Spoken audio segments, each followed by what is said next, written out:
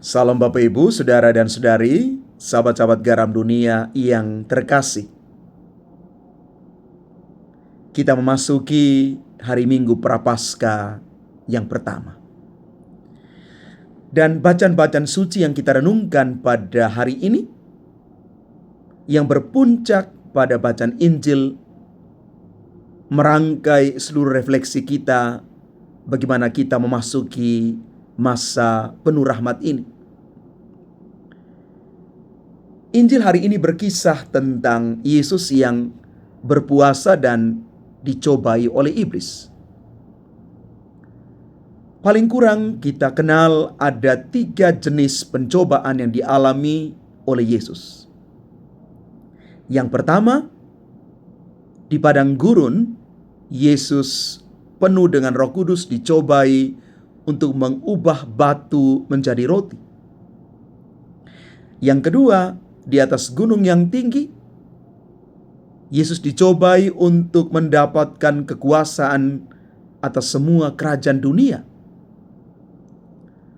Dan yang ketiga, di atas bubungan bait suci, Yesus diminta mencobai Allah.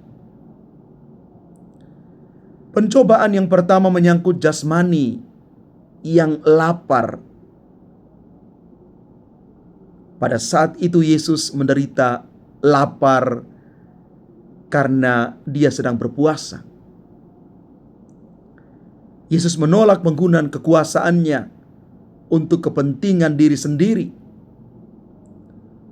Yesus hanya berkata bahwa manusia itu tidak hanya hidup dari roti saja.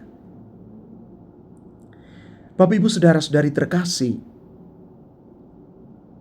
pencobaan Yesus yang pertama itu sering juga kita alami.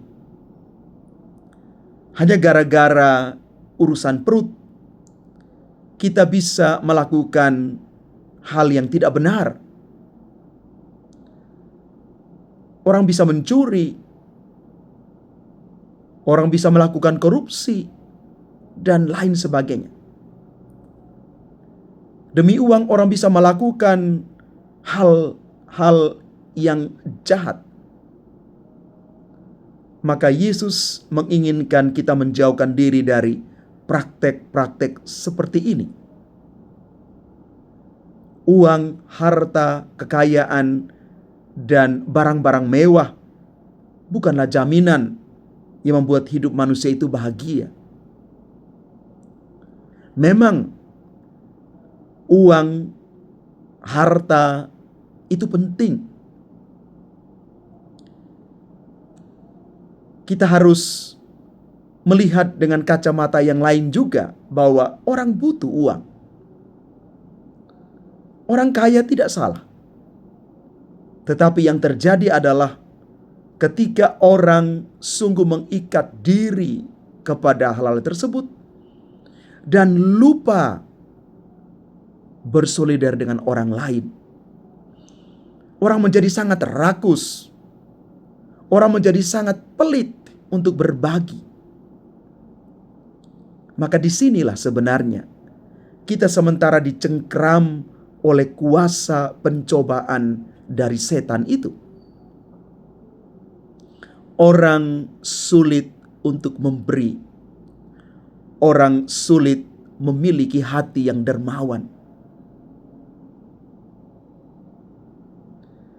Pencobaan yang kedua adalah menyangkut kekuasaan politik dan kuasa-kuasa lainnya.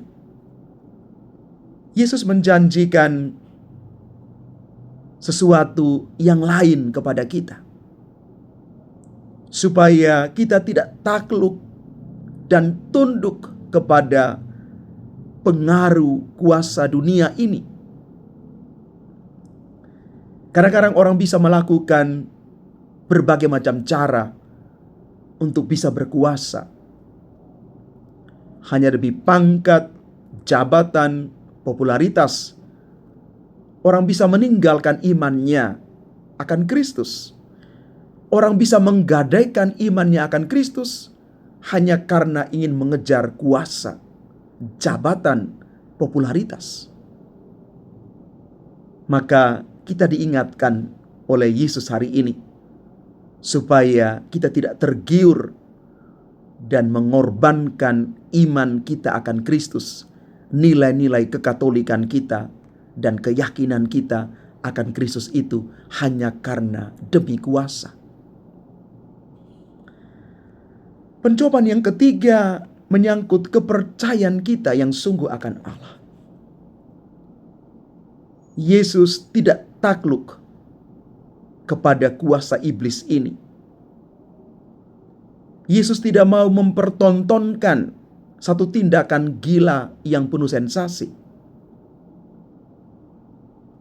Yesus tetap pada posisi, dan Dia mau mengajak kita semua untuk menghormati dan menyembah Allah di dalam roh dan kebenaran. Kita berjuang juga untuk tetap menyembah Allah di dalam roh dan kebenaran yang sama itu. Demi apapun, kita harus sampai pada titik ini. Hidup dipimpin oleh Allah. Seluruh jalan-jalan kita dipimpin dalam kuasa Allah sendiri. Bapak, Ibu, saudara-saudari terkasih, 3 kali iblis mencoba Yesus, dan Yesus bisa luput dari jebakan iblis ini. Yesus tidak berpaling dan mengikuti jalan kejahatan, kesesatan dari iblis ini. Maka kita pun hari ini, ketika memasuki masa Prapaskah, kita ingin bertanya diri, bagaimana sikapku terhadap berbagai godaan yang terus menghampiri hidupku selama ini? Apa saya cukup tahan terhadap godaan-godaan yang menjerumuskan saya?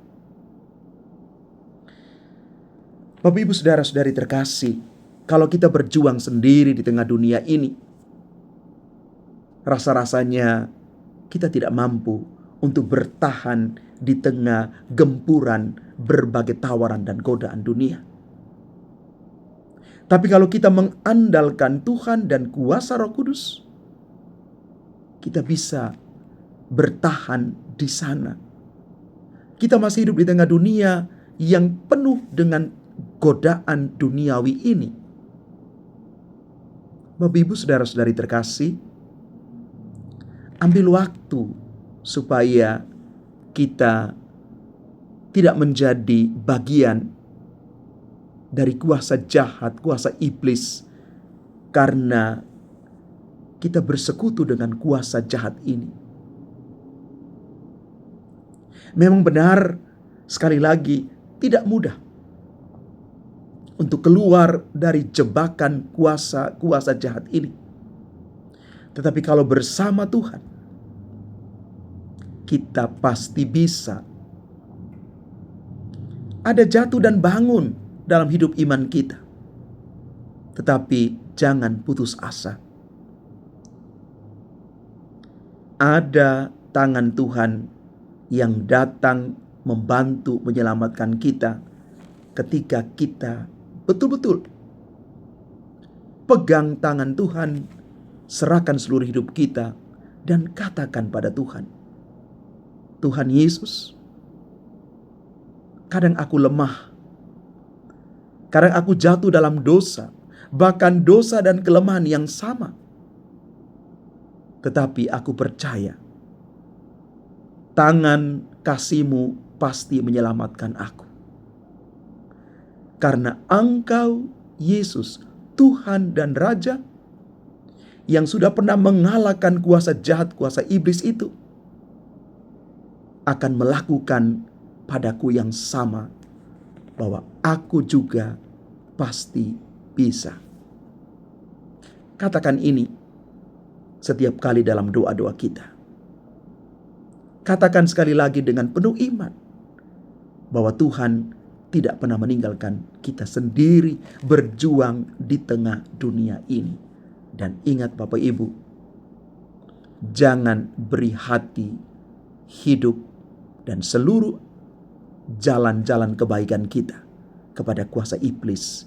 Jangan gadaikan apapun kepada kuasa jahat ini. Sekali kita gadaikan, sekali kita tawar-menawar dengan kuasa iblis ini, maka yang terjadi, kita makin jauh dari Tuhan. Kalau hari-hari ini kita sulit untuk kembali, berbalik dari kelemahan-kelemahan kita, maka saatnya kita buka hati lebih dalam, datang kepada Tuhan di dalam doa, merenungkan firman yang berpuncak dalam perayaan Ekaristi Kudus, datang kepada Yesus. Dia dengan tangan dan hati terbuka menerima setiap kita. Bapak Ibu, saudara-saudari terkasih, tidak ada orang yang sempurna. Semua kita punya kelemahan dan kekurangan. Tapi datanglah kepada Tuhan. Hatinya sungguh luas, terbuka bagi siapa saja. Jangan mengatakan begini, aku akan datang kepada Tuhan, aku datang kepada Yesus, bersekutu sebagai umat Katolik dalam perayaan Ekaristi dan sakramen lainnya ketika saya sudah menjadi orang benar. Ini pemikiran yang keliru. Karena Tuhan bukan menerima saja orang-orang baik. Gereja itu bukan kumpulan malaikat, Bapak Ibu. Tetapi datang. Dalam keadaan apapun, datang kepada Tuhan. Biar seluruh hidup kita dipimpin, disucikan, dimurnikan, dan dipulihkan oleh Tuhan sendiri. Datang kepada Tuhan. Tuhan sementara menanti dan merindukan dirimu. Tuhan memberkati kita sekalian. Amin.